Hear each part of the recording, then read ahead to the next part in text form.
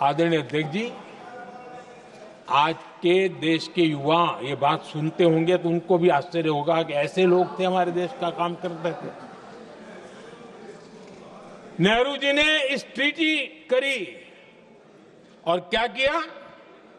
ये जो पानी था, जो नदियां थी, जो भारत से निकल रही थी, उन्होंने 80% पानी पाकिस्तान को देने के लिए वो राजी हो गए। और इतना बड़ा हिंदुस्तान, उसको सिर्फ 20% पानी। कोई मुझे समझाए भाई ये कौन सी बुद्धिमानी थी, कौन सा देश हित था, कौन सी डिप्लोमेसी थी, क्या हालत करके बना के रखा था आप लोगों ने। इतनी बड़ी आबादी वाला हमारा देश, हमारे यहां से निकलती हुई ये नदियां,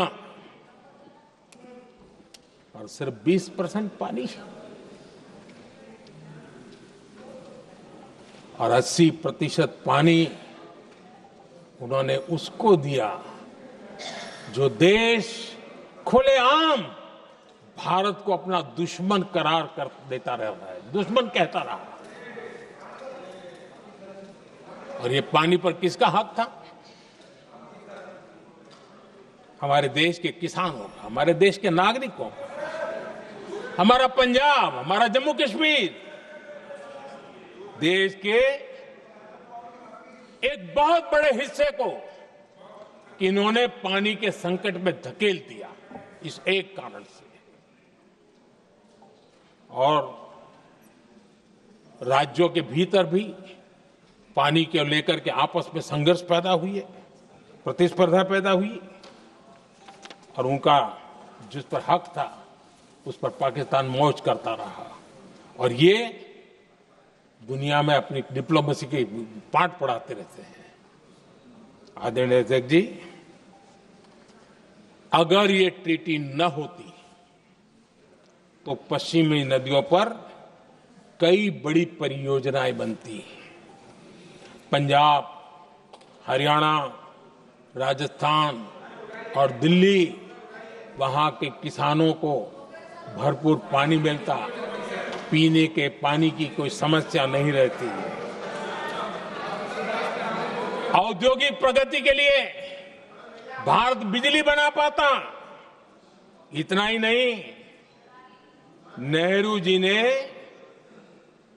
इसके उपरांत करोड़ों रुपए भी दिए ताकि पाकिस्तान नहर बना सके।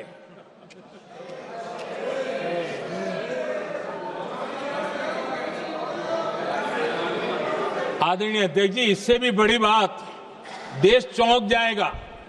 ये चीजें छिपाई गई है, दबा दी गई है। कहीं भी बांध बनता है तो उसमें एक मैकेनिज्म होता है उसकी सफाई का, डीसिल्टिंग का। उसमें जो मिट्टी भर जाती है, बाकी घास वगैरह आकर के भर जाता है तो उसकी कैपेसिटी कम होती है, तो उसकी सफाई के लिए यानी इनबिल्ट व्यवस्था होती है।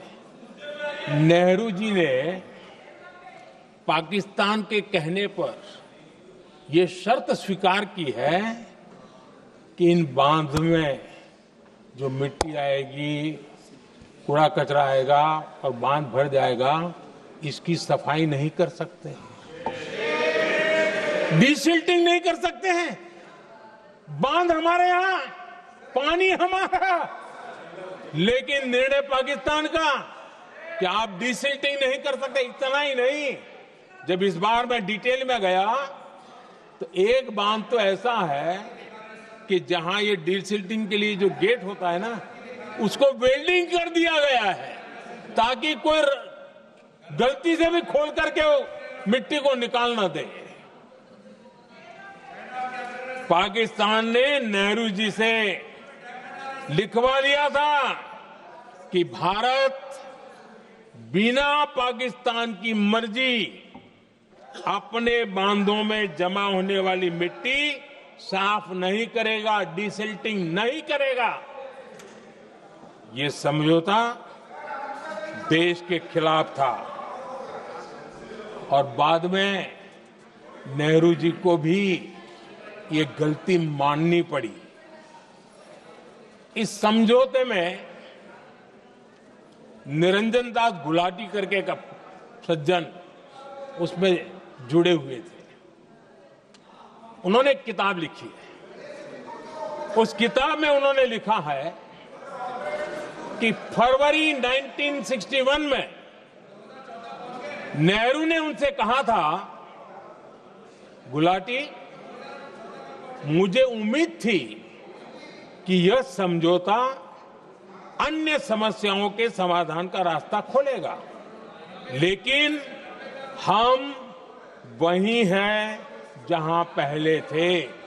ये नेहरू जी ने कहा।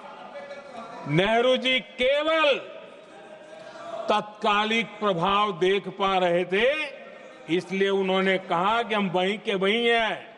लेकिन सच्चाई ये कि इस एग्रीमेंट के कारण देश बहुत पिछड़ गया, देश बहुत पीछे चल गया और देश का बहुत नुकसान हुआ।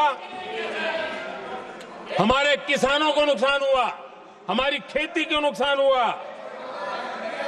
और नेहरू जी उस डिप्लोमेसी को जानते थे जिसमें किसान का कोई वजूद ही नहीं था। यह हाल करके रखा था उन्होंने।